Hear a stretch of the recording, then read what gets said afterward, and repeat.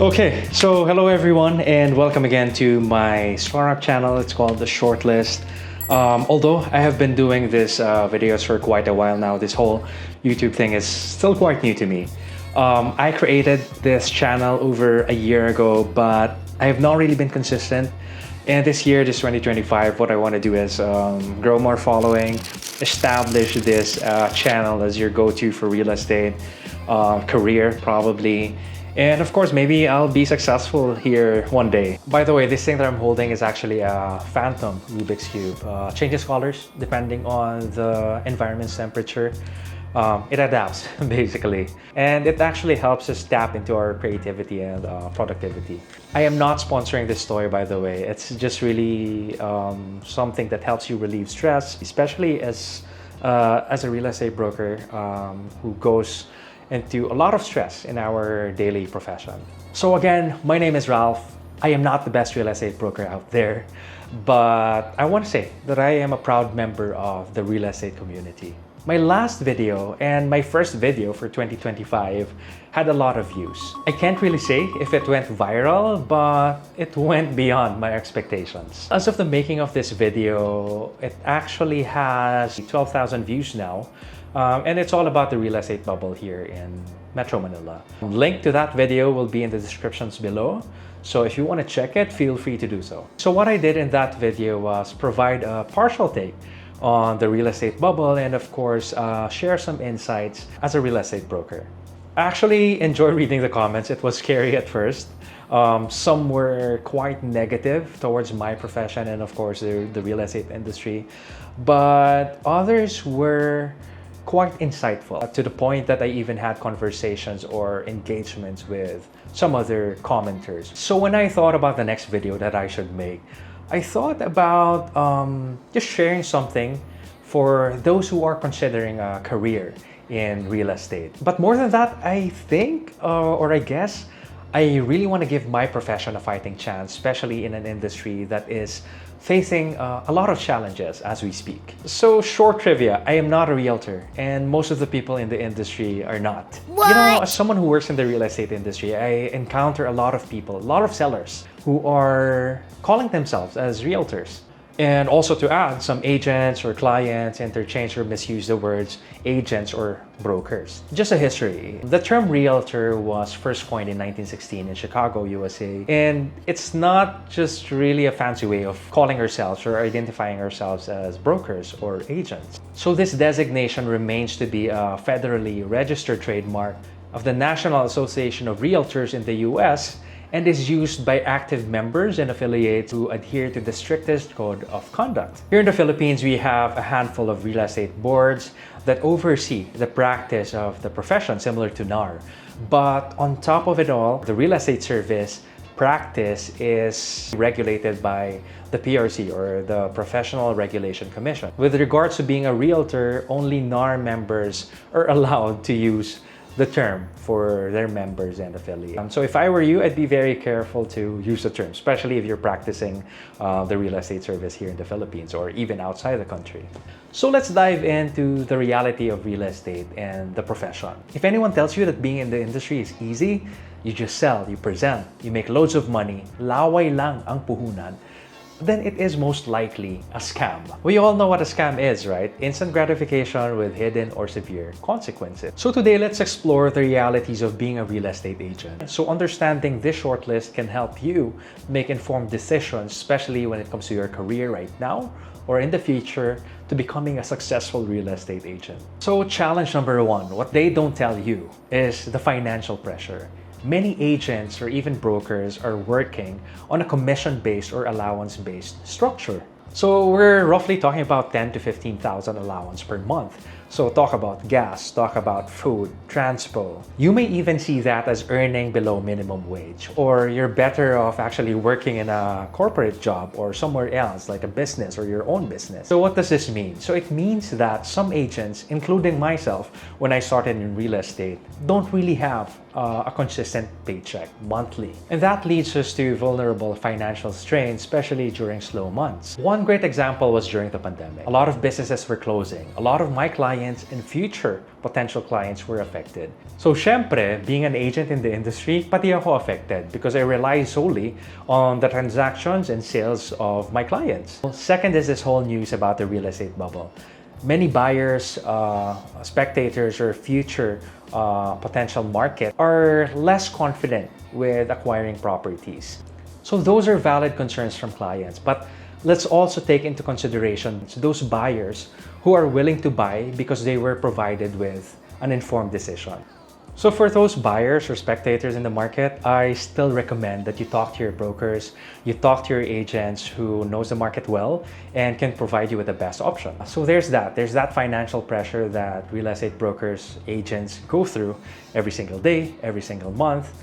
But the good news is there's something that you can do about it. You can save up because you can. One good sale alone can provide you with a financial cushion that may last you for months or even a year. So be wise with your spending. Work on your budgeting skills that can alleviate your financial stress. Kahit gaano ka kagaling, hindi araw-araw may benta. So second hurdle that we encounter is the lack of benefits. So unlike most corporate jobs, we often do miss out on corporate benefits like health cards, health insurance, pag-ibig, retirement plans, or paid time offs. Wala kaming sick leaves, wala rin tayong vacation leave. This can often lead to insecurity, but the proactive approach of joining organizations, industry groups, or acquiring personal insurances can provide you with your own safety net. So you can invest in stocks, you can invest in VUL-linked health insurances, join different real estate organizations or boards that can provide you with your own security. So challenge number 3.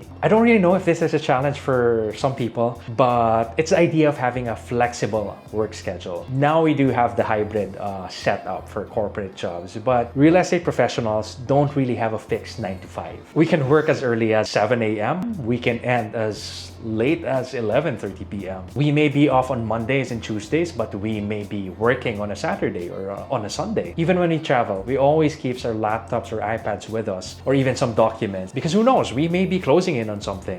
So on the surface, having a flexible schedule really sounds appealing because you set your own hours, right? But this can also mean that you can be your biggest enemy. Without discipline, procrastination can creep in and your productivity can take a hit. We started the year in 2025 and marami nito ang narinig natin as their New Year's resolution from friends, families, especially colleagues. Procrastination na ata ang pinakagasgas na salita this January. So motivation is there, but andyan din ang burnout and procrastination. Hindi na mawawala yan. But setting up a routine and sticking to it can really transform your output in a very significant way. So when you are in this business, treat your schedule like a job, or more than a job, a career. So take note, your career here is your business. So challenge number 4, it's staying updated and being competitive. This really is a challenge. It's, staying updated with an ever-evolving market. Trends change, regulations change. Right now, it's all over the news about the oversupply. And when a client asks you for it, you don't just tell them to buy. You have to provide a history, a background. You have to provide a study if their future purchase will be beneficial for them. So you see, it's more than just about selling. It's actually educating your client and guiding them along the way. So as an agent, put yourself in a different perspective. Put yourself in the buyer's shoes or the seller's. You want to have a partner in every transaction who will not just be here to protect the best interest of you, but also the best interest of everyone in the transaction. Because as a buyer, your hard-earned money is on the line here, and you want to deal with a professional who's in the best shape of their career. So that's why as agents in the industry, it's always important that we dedicate a time for education, to learn. We attend workshops, webinars, or even read articles on the internet. It's all over. Basically, your resources is just all around you, and it will really help you in your real estate career. Not just for you to sell, but also to engage with clients. You just be updated with the latest industry, whether it's in real estate, finance, business, even show business. When you enrich yourself with knowledge, you provide your clients with the best information. And that's how you get rich in the industry. Hindi tayo puro sales talk lang. Kailangan may laman lahat ng sinasabi natin. And lastly, when all is said and done, you're mentally prepared. You have your clients, you're closing deals.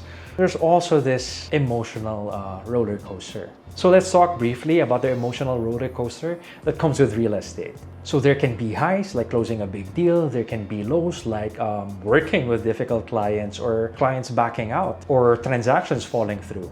Work like a peasant, live like a king. But does that really apply to everyone? Hindi rin. You know, I believe that this career is not just a game of hard work or chances. It is always a combination of both. Throughout my career, I have seen sellers work day in, day out and not sell. Masipag pero hindi nakabenta. I've also seen sellers work with minimal effort. They just hand out a flyer, a client takes it, they take the client to the showroom. After some minutes, the client reserves. One-day closing. So on-the-spot closing or one-day closing, ganun talaga. It happens. Sortehan lang, di ba? Pero where does that take you if you found the right client but you don't have the right knowledge, you don't have the right information in your head? So you will end up wasting a client, wasting an opportunity, and most importantly, leaving with a bad impression. So in the end, you just really have to manage your client's expectations and what you are expecting from yourself. We can't really be the best because the best will always be out there. But if it's not you selling, it's going to be somebody else.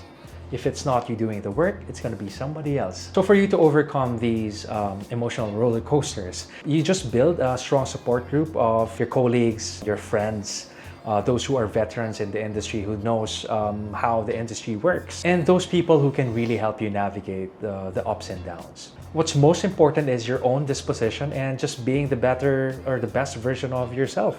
Sabi nga nila, in this industry, you are only as good as your last sale. Sales and sometimes even clients can always be taken away from you, but all your learnings, your knowledge, your experiences, it'll always be with you wherever you go. So if you are looking for a career in real estate or even considering doing property transaction, just remember, this is not easy.